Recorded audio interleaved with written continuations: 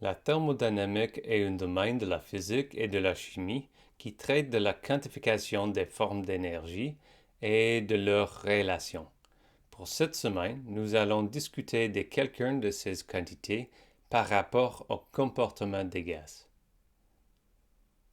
La pression dans les gaz est transmise par la force d'un grand nombre de particules de gaz qui entrent en collision avec une surface.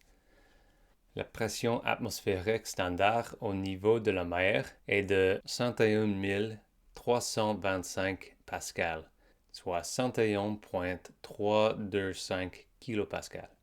La pression atmosphérique que vous ressentez actuellement est plus ou moins équivalent à la masse de tout l'air au-dessus de vous qui accélère vers la Terre à 9,8 mètres par seconde carré appliqué à la surface de votre peau.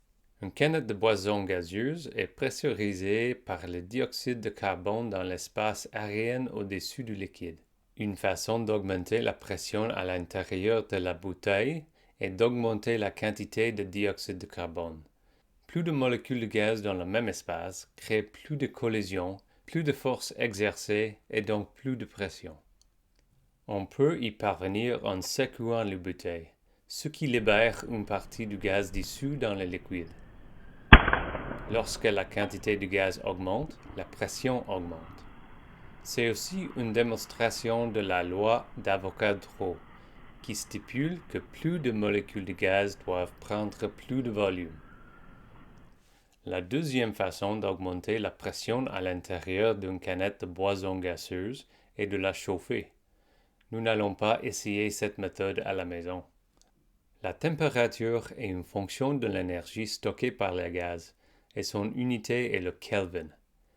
Un Kelvin a la même augmentation de taille qu'un degré Celsius, mais au lieu de placer 0 au point de fusion de l'eau, il a placé à 273,15 degrés Celsius, ce qui est connu comme le zéro absolu.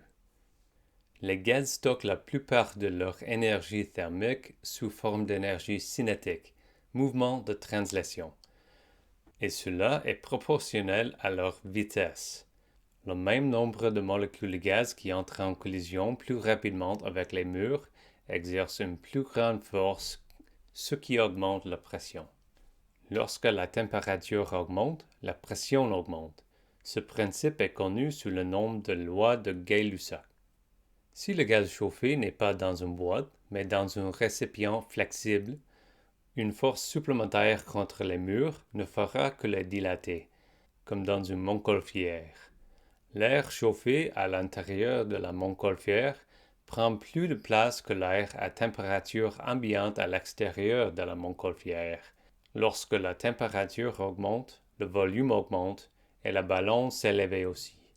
C'est un exemple de la loi de Charles. La dernière façon d'augmenter la pression à l'intérieur de la boîte est de la rendre plus petite.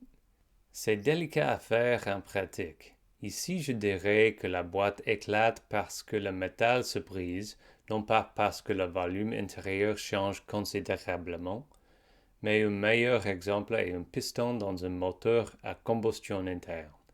Le descente du piston diminue le volume de la chambre, ce qui augmente la pression de mélange air-vapeur de gaz avant la combustion. Lorsque le volume diminue, la pression augmente. C'est ce qu'on appelle la loi de Boyle.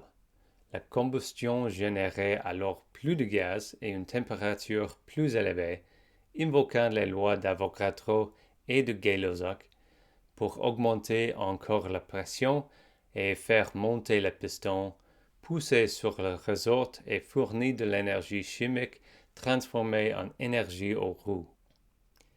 Individuellement, cela fait beaucoup de liens à suivre.